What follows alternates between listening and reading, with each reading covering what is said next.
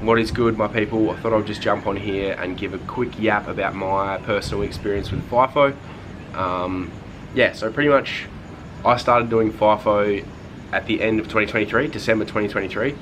I got a job in the underground mines in Western Australia, and the job I got was an underground nipper, which for those of you that don't know what that is, it pretty much just is an off-sider for the jumbo operator. So the jumbo pretty much puts up all the ground support, it's got 2 booms, drills the holes, so then the charge up guys can charge the holes to blow it out to extend the mine.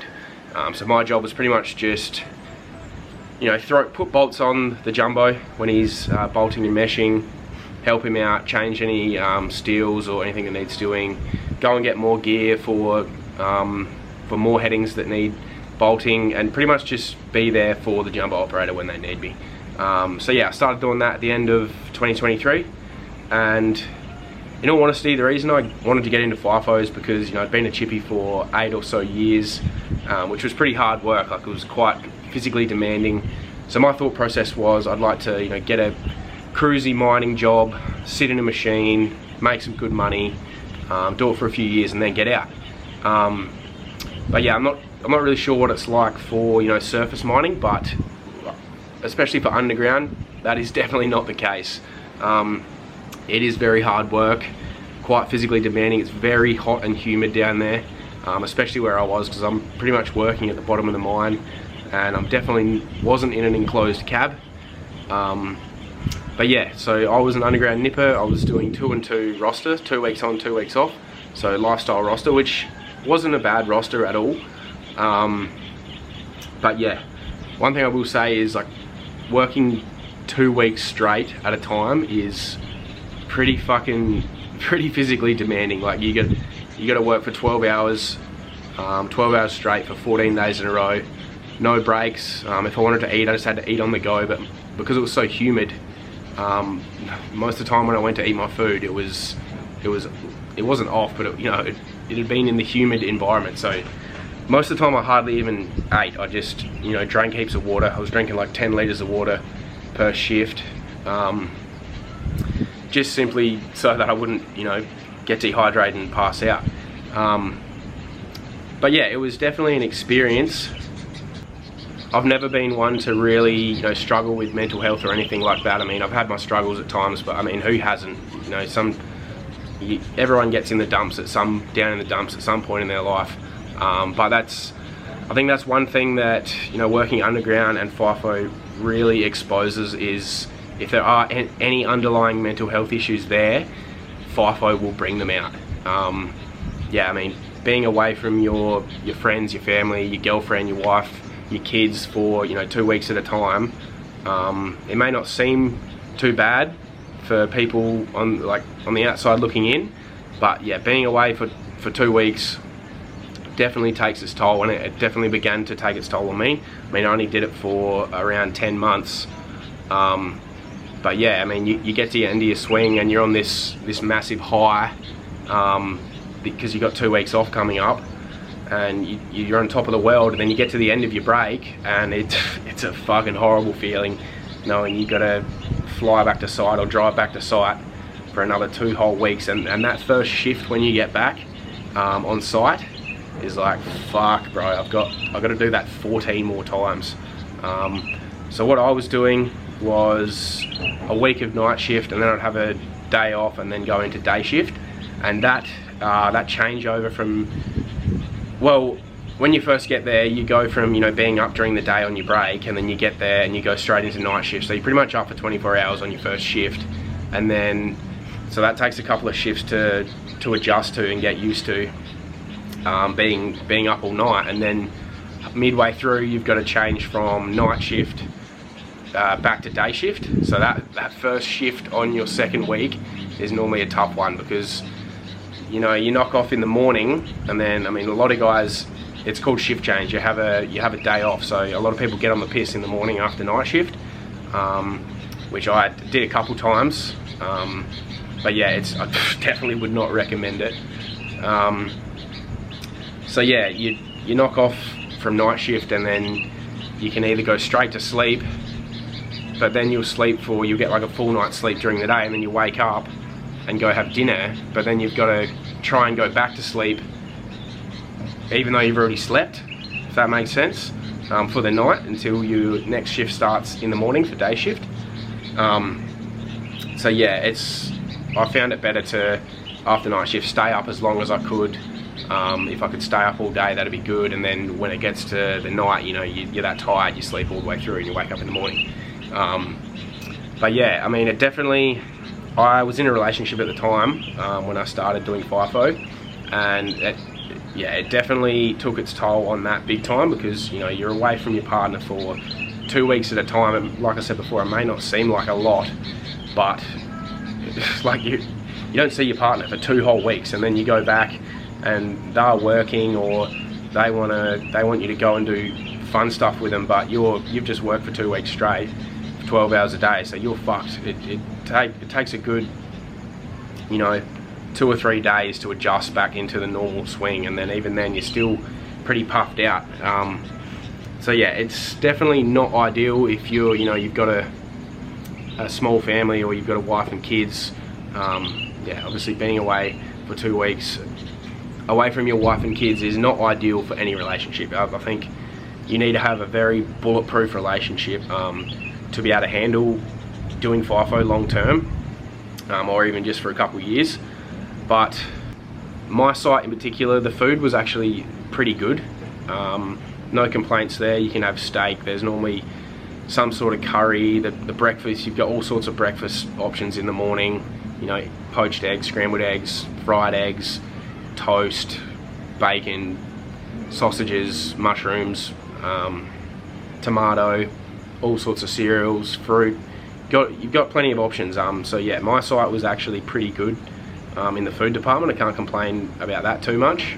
And when it comes to the money, I always thought, you know, I'd be able to get into the mines, and, you know, I'd be making good money straight off the bat. But especially being a new starter, obviously I'm a qualified chippy, but I wasn't using my trade for my role in the mine, so I was pretty much just a fresh greenie, they call it, fresh starter. So my pay rate was $440 a shift, which equaled out to be, I'd get paid fortnightly, and one pay was, you know, a bit over $2,000, and the other one was about $2,600. So I was only making like $4,600 a month after tax, which, when you think about it, that's less than what you would get working in town as a chippy or as a plumber or sparky or anything like that. So the money as a new starter is not very good at all, especially on an even time roster. If you're on like a 2-in-1 or a 3-in-1 roster, it would obviously be a lot better. But yeah, I honestly thought the money straight off the rip would be better than that. And yeah, when it comes to, you know, moving up the ranks, even when you go up a role, so you go up to service crew next and then charge up, the shift rate still only goes up to, you know, 500, 550, and then, you know, you might get up to 600 once you're on charge up, but it's still not very good money.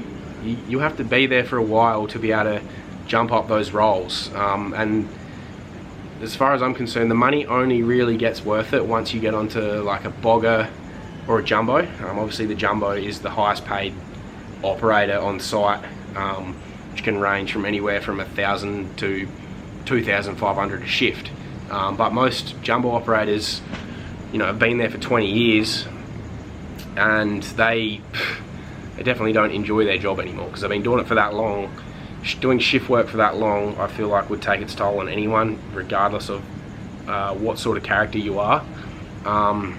So yeah, in my opinion, I could have stuck it out and, you know, eventually got to that jumbo position, but that probably wouldn't be until 10 years down the track. And then my whole plan was, I didn't want to be doing FIFO for 10 years anyway. So, you know, you'd get to the point where you're finally making decent money, and you'd either already have a family and you wouldn't want to do it anymore, or you'd be that fucking sick of it, because yeah, just, I mean, being underground is not the most pleasant environment. Like I said, it's very hot and humid, it's dirty. I would be, you know, sweating, just dripping with sweat for the entire shift, hence why I had to, you know, drink so much water just to stay hydrated. But yeah, I mean, like I said before, if you can get a surface role, you know, driving a dump truck or something like that, it would be good, but from my personal experience, unless you knew someone in a high position, or you had previous surface mining experience, it's very hard to actually land a job. It even took me like a good 8 to 12 months to land my job, and it's like the role I had aren't the most difficult jobs to get, obviously, because I didn't know anyone in mining. I grew up in South Australia, so I didn't know anyone in Western Australia other than the guys that I worked with as a chippy. And I mean, there was plenty of opportunities for me to get into mining as a carpenter and do civil construction and concrete, which is what I was doing when I moved to Western Australia anyway. I was working on quite a few mine sites. Wasn't doing FIFO, but we had plenty of jobs on various mine sites. So there is like huge potential for carpenters in WA, but I mean, I was sick of it anyway. So I didn't see the benefit of me going into FIFO doing like a 3-week on, 1 week off roster when I wasn't even enjoying it, working 5 days a week. So I feel like it just wasn't going to be a long-term play for myself. So that's the reason I got into underground mining, rather than chasing the money and using my trade to my advantage. But yeah, from what I've seen, if you're a sparky, the mines is definitely a good option, because the work is not that physically demanding for a sparky. You're the highest paid trade on site. And yeah, I mean, going back to the whole relationship thing, I mean, I didn't meet that many guys in the mines, because my site that I was on was a particularly small site, so I didn't meet that many people. But the people that I did meet, that either been married and divorced, they were having problems with their partner, or they were paying child support because they've got an ex and they've had kids, or they're on their second or third marriage, which just goes to show that it doesn't really matter what sort of character you are. If your relationship is not bulletproof, you will have some sort of struggles with FIFO. Obviously not everyone. Like, a lot of people do make it work long term, but like I said, you do need to have like a pretty bulletproof relationship with your partner. And another thing, with being a new starter, obviously the money wasn't very good, but you come home and you've got 2 weeks off, and I've got $4,600 for my 2 weeks off. That doesn't go very far. By the time you pay for rent, food, you go do things with your partner, you might go stay somewhere for a few days, fuel, yeah, your freaking $5,000 gets chewed up pretty quickly. So you're going out there and spending 2 weeks every month away to try and get ahead and make money, but then you come home and you've got 2 weeks off and you end up spending it all anyway. So I found I wasn't even really getting ahead with working in the mines, because obviously, I mean, discipline is a huge thing. If you're disciplined and you can do nothing on your break, you can save all your money. But I mean, where's the lifestyle in that, really? The whole reason a lot of people do it is for the lifestyle and to try and get ahead. But it's kind of, I found, it's either one or the other. You can't have the lifestyle and get ahead, especially as a new starter, because obviously the money's not that great. But yeah, I mean, if you can see yourself doing it long term, then yeah, it's probably definitely worth it once you eventually get onto a jumbo or a bogger or something like that, money wise. But if you've only got the plans to do it for a couple of years to try and smash out as much money as you can, I suggest either using your trade or try and get on a surface role, doing something, because it will take you quite a few years to move up the ranks in the underground world. So yeah, I mean, that's just my experience. And also I found like the politics in mining is particularly bad. I mean, it wasn't too bad at my site because everyone kind of knows everyone, so everyone was kind of forced to get along, or it would just be a shit show. But I've heard like on the bigger sites, it just seems like everyone's out to get everyone. If someone fucks up, that you just get dobbed in. The safety side of things, obviously, like, you can make it fuck up, but as soon as you fuck up a couple of times, you're gone, because the safety is so strict, because it is such a dangerous job.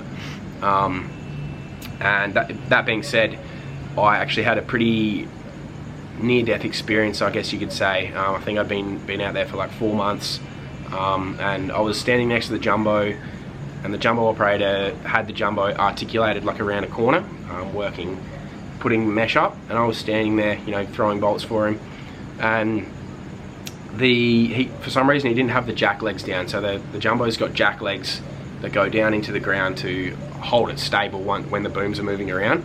For some reason he didn't have the jack legs down, and he moved the boom and the jumbo started to tip over. So here's the jumbo, I'm standing here, and then there's the wall. The jumbo started to tip over and he yelled out to me, "Run." So I ran towards the back of the jumbo, and the whole thing started going over, and it would have just crushed me against the wall. But luckily he hit the button, the jack leg went down, and, you know, straightened it back up before it fell. But it just goes to show, like, I'd only been doing it for 4 months, and if things like that can happen, you know, so frequently, it doesn't take much for, you know, something to go really wrong. And even like the people that I spoke to that I was working with, just about everyone was telling me about a death that had happened on a particular site that they were working on, underground. And yeah, it is a very dangerous job, and to me, to be only making less than, you know, $5 grand a month, it didn't really seem worth it to me. And with that being said, obviously I work online now, and the best thing I did was get into FIFO, because it gave me that 2 weeks off at a time so that I could focus on something else that was going to get me out of that situation.